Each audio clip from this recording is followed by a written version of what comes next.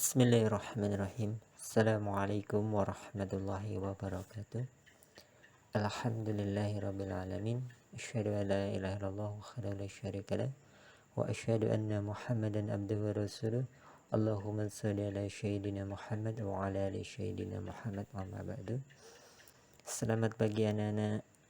Bagaimana kabar kalian? Sehat semua?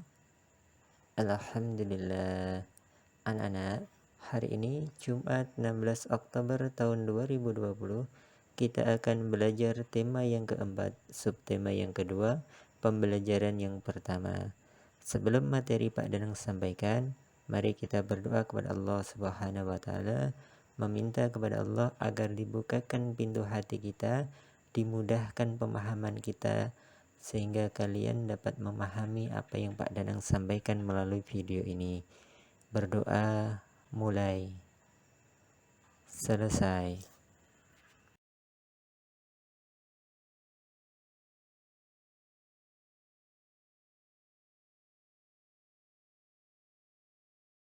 Materi kita hari ini yang pertama, gangguan organ peredaran darah pada manusia. Materi yang kedua, amanat pantun. Materi yang ketiga, properti tari. Materi yang keempat, ortom khusus. Dan materi yang terakhir adalah teks deskripsi. Mari kita mulai dengan materi yang pertama, organ peredaran darah pada manusia.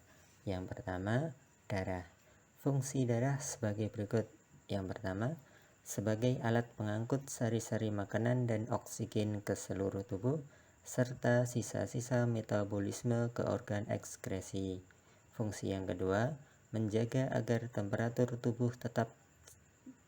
Fungsi yang ketiga, mengedarkan air yang berfungsi untuk reaksi enzimatis atau untuk menjaga tekanan osmosis tubuh. Fungsi yang keempat, mengedarkan getah bening. Fungsi yang kelima, menghindarkan tubuh dari infeksi atau membentuk antibodi berupa sel darah putih dan sel darah pembeku. Fungsi yang keenam, menjaga kestabilan suhu tubuh. Dan fungsi yang terakhir, mengatur keseimbangan asam basa. Dan peredaran darah yang kedua, pembuluh darah. Pada peredaran darah manusia terdapat 3 pembuluh darah, yaitu arteri, berfungsi untuk mengalirkan darah keluar dari jantung. 2. Vena, untuk mengalirkan darah menuju jantung. Ketiga, pembuluh kapiler, untuk menghubungkan ujung pembuluh nadi terkecil atau arteriola dan ujung pembuluh vena terkecil atau venula. Pembuluh kapiler merupakan pembuluh darah yang sangat halus dan langsung berhubungan dengan sel-sel jaringan tubuh. Organ peredaran darah manusia yang ketiga adalah jantung. Jantung manusia terletak di rongga dada dan di atas diafragma. Jantung terdiri atas beberapa bagian, yaitu perikardium, miokardium, dan endokardium. Jantung manusia terbagi menjadi 4 ruangan, yaitu 2 serambi dan 2 bilik. Bilik memiliki dinding yang lebih tebal dibanding serambi. Bagian ventrikel sebelah kiri juga lebih tebal dari yang sebelah kanan. Hal ini berkaitan dengan fungsinya untuk memompa darah bersih ke seluruh tubuh. Gangguan pada organ peredaran darah manusia. Yang pertama, anemia. Anemia disebabkan oleh rendahnya kadar hemoglobin dalam darah. Ciri-cirinya mudah lelah dan sering merasa pusing. Gangguan yang kedua adalah tekanan darah rendah atau hipotensi. Hipotensi disebabkan oleh penurunan tekanan darah. Gangguan yang ketiga, tekanan darah tinggi atau hipertensi, disebabkan oleh naiknya tekanan darah yang diantaranya diakibatkan oleh penyempitan pembuluh darah. Gangguan yang keempat adalah kanker darah atau leukemia. Gangguan ini disebabkan oleh sel-sel darah putih yang memperbanyak diri tanpa terkendali yang akhirnya memakan sel darah merah. Gangguan yang kelima adalah jantung koroner. Jantung koroner disebabkan oleh penumpukan lemak darah atau kolesterol pada arteri koronaria. Gangguan peredaran darah manusia karena faktor keturunan. Yang pertama, hemofilia. Gangguan ini disebabkan oleh adanya kelainan yang menyebabkan darah sulit membeku jika terjadi luka. Yang kedua, talasemia. Pada gangguan ini, bentuk sel darah merahnya tidak beraturan. Hal ini menyebabkan daya ikat sel darah merah terhadap oksigen dan karbon dioksida menjadi berkurang. Usaha-usaha pencegahan terhadap gangguan alat peredaran pada manusia yaitu dengan melakukan pola hidup sehat. Pola hidup sehat dapat dilakukan dengan cara sebagai berikut. Pertama, makan makanan yang bergizi, olahraga yang teratur, tidur dan istirahat yang cukup.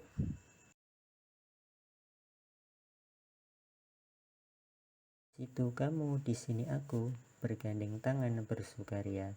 Sehat selalu ini badanku, karena rajin berolahraga.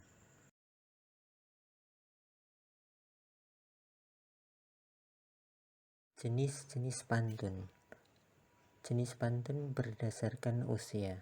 Yang pertama, pantun anak-anak, yaitu pantun yang memiliki kaitan dengan masa kanak-kanak yang menggambarkan makna sukacita maupun dukacita.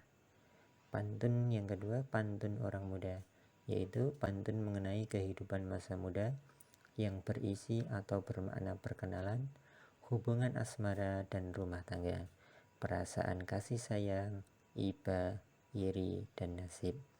Pantun yang ketiga adalah pantun orang tua, yaitu pantun mengenai orang tua, mengenai adat budaya, agama, dan nasihat.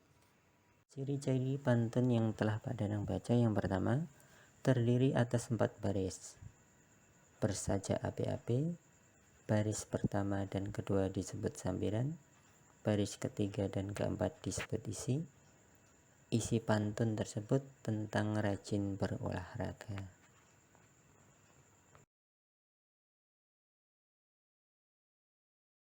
Properti tari adalah segala kelengkapan dan peralatan yang digunakan untuk melakukan gerak tari dalam penampilan atau peragaan karya tari.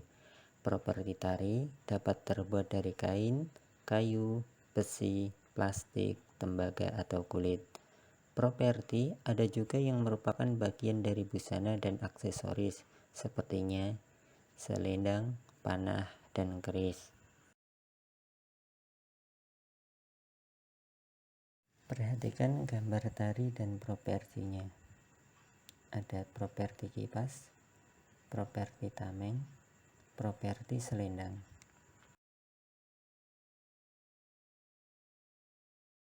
Organisasi otonom khusus, yaitu Aisyah.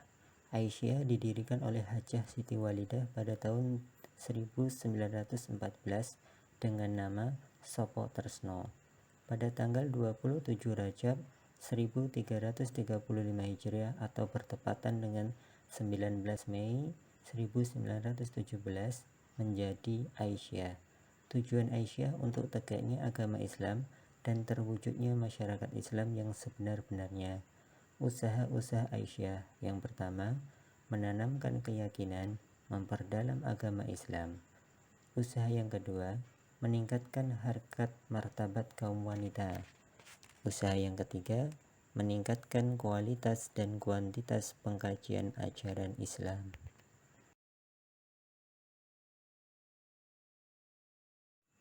Fungsi dan tanggung jawab Aisyah. Yang pertama, mendirikan sekolah Bustanul Atfal. Yang kedua, mendirikan panti asuhan.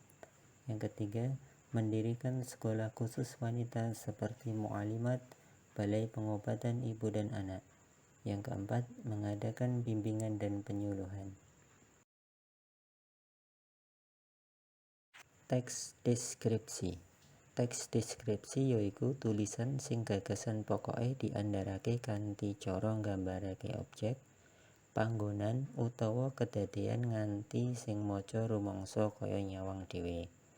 Carane gawe teks deskripsi. 1. Nentokake topik karangan, yaiku punderaning perkara utawa bab sing arep diceritakake. 2. Gawe cengkorongan, yaiku rencana karangan. 3. Golek informasi ngenani topik sing kajupuk supaya karangan luwih apik.